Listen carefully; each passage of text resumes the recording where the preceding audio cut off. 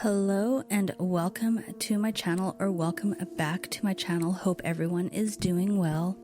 Today I have 4 Reddit stories for you guys. All credit goes to the original posters of these stories, and I will link them in the description. I see the numbers of how many people somebody has killed. My sons continued rising. I had always had this strange ability. I had always thought about telling somebody or using it to get a great job as maybe like a detective or a cop or something, but in the end I had decided the best thing was to keep it to myself and just live my life away from people higher than a 1. A1 can be bad, but also you don't know their stories. It could have been in self-defense, and so that's what I did. Nobody knows. I now have a wife with a 1. She killed her dad when she was 12, and he was beating her mom, as he did often. He was a drunken, and she panicked, grabbed his bottle and shattered it over his head, cracked his skull, and he died almost instantly. My child Sam is 2 years old, obviously a 0, and hopefully it'll always stay that way. Looking back now, I could have been happy if he'd grown up to be a regular serial killer compared to what he very well might be now. I had gone on vacation to Paris for work and unfortunately had to leave them behind for a week. It was only a week and nothing longer, so I figured what's the worst that could happen for just a little amount of time. Well, I got home and I looked at Sam, 12. I blinked. 39, 75, 90. It continued rising all while he was just sitting there. I figured it couldn't be real. There was no way. There was no fucking way. But it was. And he just stared at me with those complete black eyes. "Hello, Papa," he says in a dark, raspy voice. The one you would hear from some dude living in the woods in a horror movie who turns out isn't a killer and saves the main character in the end. He smiled at me, and I'll never forget the words he said. 150, 180, 200. All as the numbers hit there. After that, he went limp and just fell backwards. 2 days later, he woke up and his number was 0. It was just a hallucination, or something is what I wish I could tell you, but no. It happens every single fucking month. I saw it on the news. 200 people every month die. His eyes are emerald green, but during those times they're completely black. Look, I could actually use some help here. Please, somebody help me. My number when I look in the mirror is 0, but as I held my hands around his neck, I watched it turn to 1, and then I felt as if I'd been shot in the head. I'm not typing this in the emergency room, and now whenever I look at somebody, their numbers are always 666. Help. Wait, who? What's going on again? Why am I typing here? Either way, the paramedics are coming to take me to surgery. I'll get to go home. I wonder why they have the number 1-957-384 above their head. How odd. Either way, I'm drowsy. Good night, everyone. Mom told me about a looking man. He's nothing like I expected. Don't be afraid if you see a man looking at you through your bedroom window. It's just the looking man. My mother used to tell stories of her experiences with the looking man to prevent me from fearing him when he came to visit me. Her experiences were deemed acceptable by my grandparents, as they claimed the looking man also visited them multiple times. To them, it's a tradition for the family's women to be greeted by this man. I hadn't met the looking man until my 18th birthday, which was earlier this month. After celebrating my birthday with my family, friends, and my amazing boyfriend, I settled down and got ready for bed. This was the first time my parents allowed my boyfriend to spend the night with me, so I was pretty excited. We binged horror movies because who doesn't watch horror movies in October? Now that I think about it, that might have been a bad idea, as I'm a total scaredy cat. We stayed up until maybe 1 a.m. before falling asleep together, and it was the safest I've ever felt in a long time. I woke at around 3:30 to the sound of scratching on my window. I assumed it was the dogs, as they've been known to jump around at night. My brain was still asleep, so I ignored it and cuddled up to my boyfriend.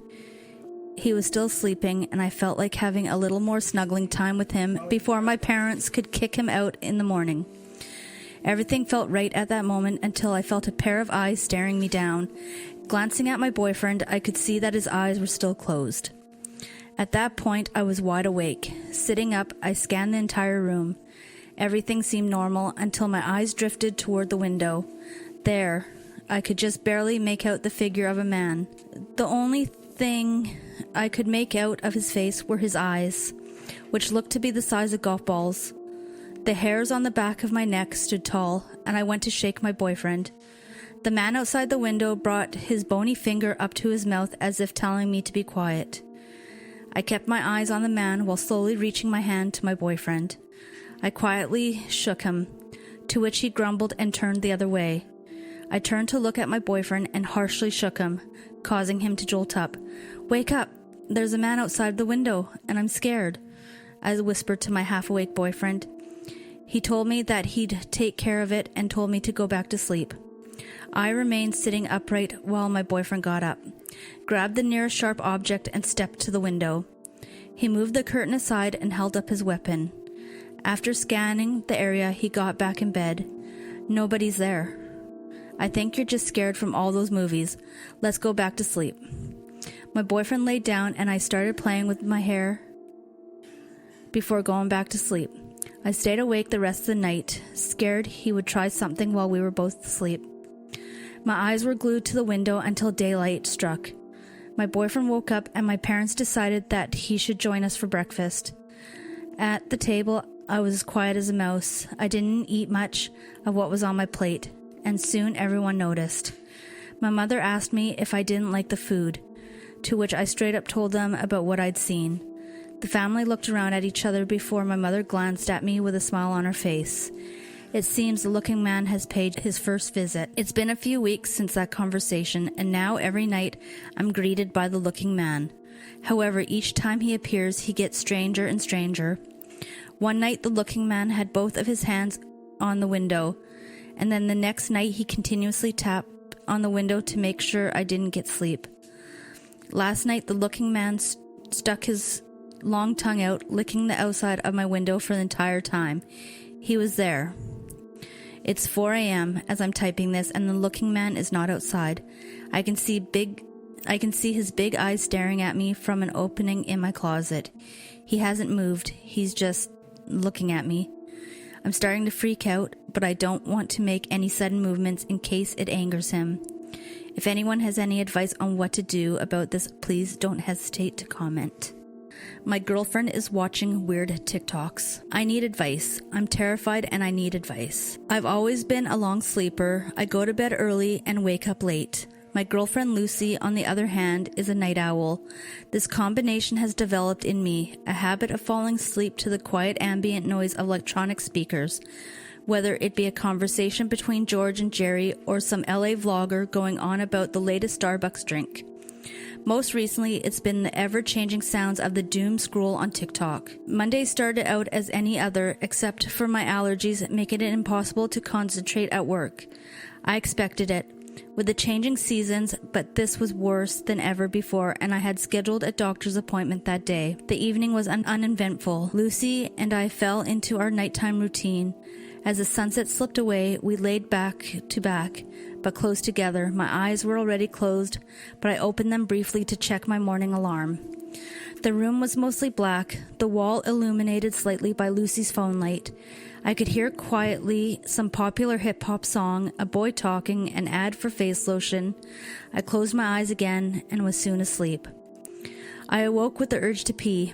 The night had progressed. The room was blacker. The wall was still illuminated as I opened my eyes and oriented myself. I heard screaming, children screaming.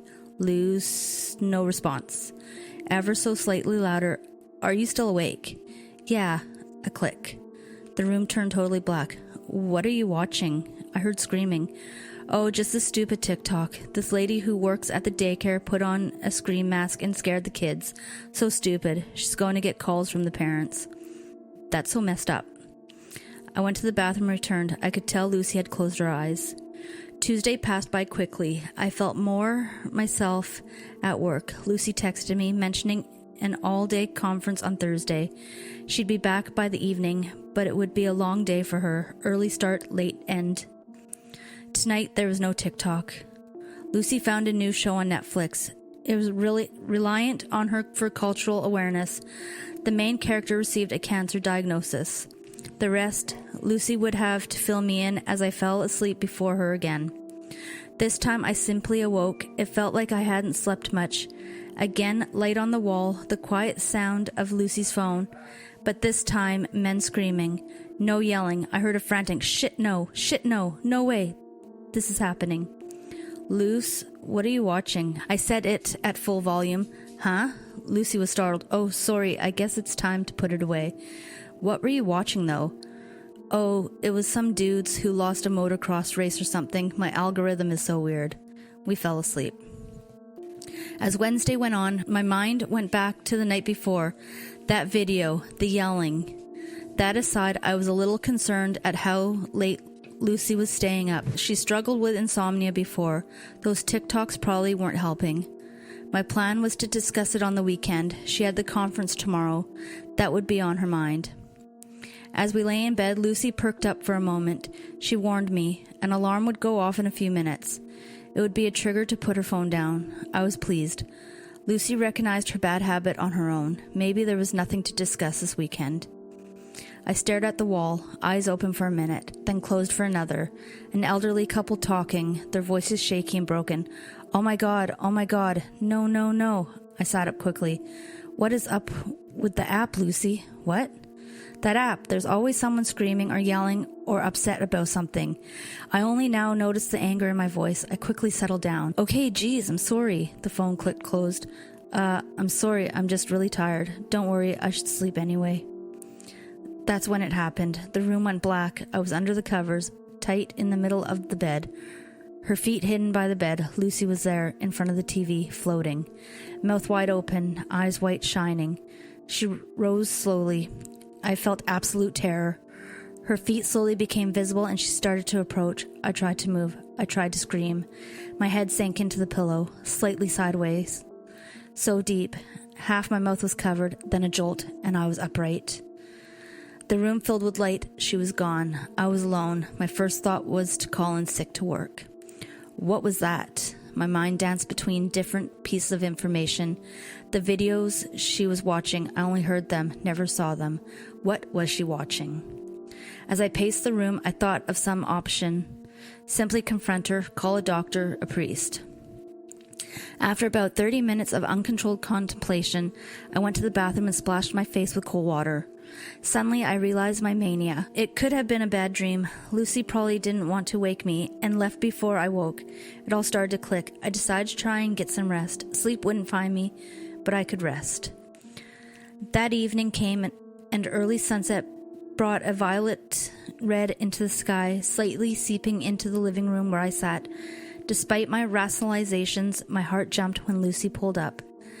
There she was, a small knife in hand, her phone held up beside her head, camera turned front, a smile on her face. It felt like she was running towards me, yet it's clear her pace was walking. I stepped back as she opened the door. Luce, what are you doing? No response. She approached. Luce! Still nothing. I ran upstairs. The only way out, opening the window to the roof, the damn bug screen. I virtually destroyed it. Turning back, I saw her there again. The only option was to jump. I write this from a nearby forest, ankle twisted. I need advice. I'm terrified and I need advice. Knocks on the damn knocker. The sun was at its highest and the sound of laughing teenagers and Karens echoed throughout the hall.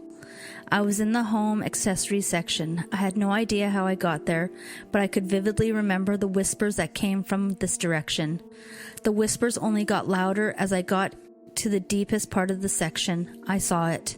The bronze dragon. I lifted it from the shelf. It was an antique door knocker. The whispers became more audible, but I still couldn't make out what it was saying. It was probably all in my head.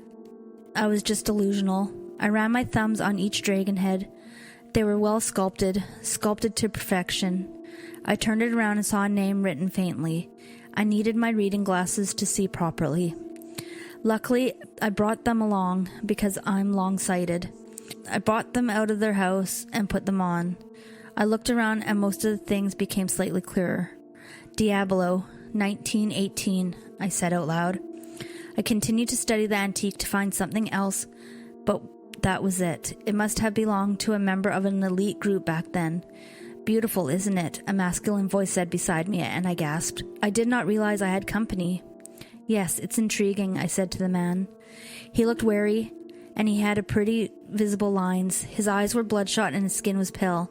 He looked bizarre. The owner was a man of his word, he added as he stared down at it. You know the owner?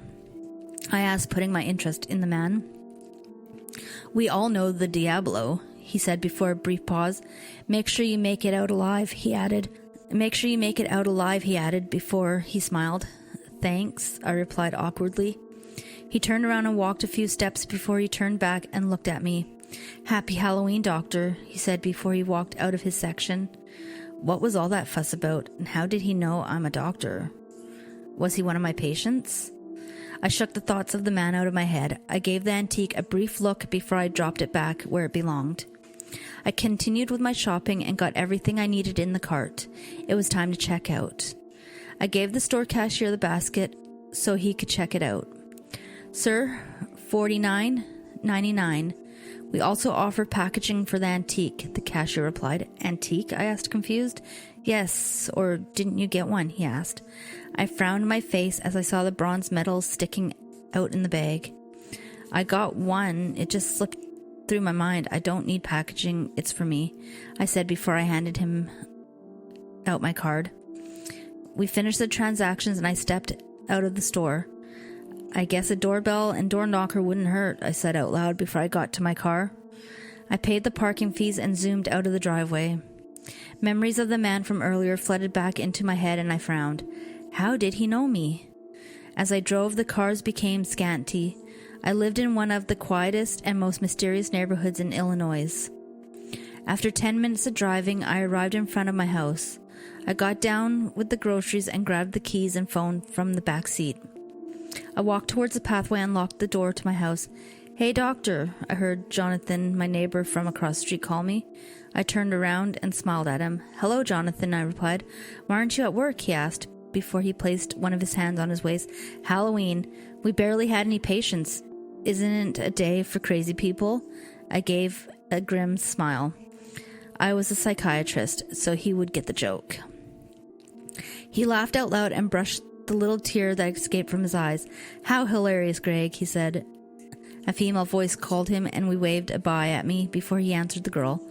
I barely had friends. I only ever spoke to Jonathan or Michael close to me. Before I went, I took the antique and placed it on my door. I checked the time. It was already 3 in the afternoon. I took too long in the supermarket. I walked in with the groceries and placed them down in the kitchen. Everything felt off and odd today. I warmed myself a little cold pizza while I freshened in my toilet. I was right on time when the oven dinged loudly. I grabbed it and headed for the couch. I could catch up with a little documentary. The last one I watched was about an otaku killer. I should continue it. 5 minutes into the program, I had finished 2 slices of pizza. I heard a slight sound at the door. It was probably Jonathan. Coming, I answered as I rushed to the door. I opened the door and I met no one. I resumed watching my documentary. Another light knock was placed and I checked who it was, but no one. Somebody was probably pranking me because I got a door knocker. This time I only moved back. The knock resumed and this time it only became intense and loud. I tiptoed to the door and opened it with a loud aha. But I was utterly disappointed. No one was at the door. The person was a good prankster. I resumed my documentary and ignored the knocks on the door. The person was going to get tired eventually. I checked the time again and I realized it was already 5 in the evening. I continued to binge watch. I had no idea when I had fallen asleep. I was awoken by the blasting music from my phone. It was 11 at the night. Jonathan was the caller. "Why aren't you at the party?" he yelled from the other side. The music was loud, but I could understand what he was saying. I looked out the window and saw different people dressed in scary costumes and cosplay. "I was not invited," I replied softly. He didn't finish the sentence before the line went dead. My eyes were still on the window. I approached it to get a little closer view. I felt cold air brush the back of my neck. I ignored it. One of the windows was probably open. I studied the guests and their makeup. They looked pretty real. As I continued to stare, one of them looked at me. She had white eyes and her skin was eaten up. Talking about top-notch makeup, she pointed her finger toward me. I heard light knocks from outside and I was fazed by such good timing. They deserved an Oscar. She placed her left hand thumb on her neck and moved it from left to right before she muttered something. From my years of soundless talk, she was saying, "You're next." I felt cold air creeping from my back again, and I frowned my face. This was a joke. The whispers were loud, and some of them were words. "Run, doctor." Thank you for listening. If you like this type of content, please consider subscribing and liking my channel, and I will see you on the next one.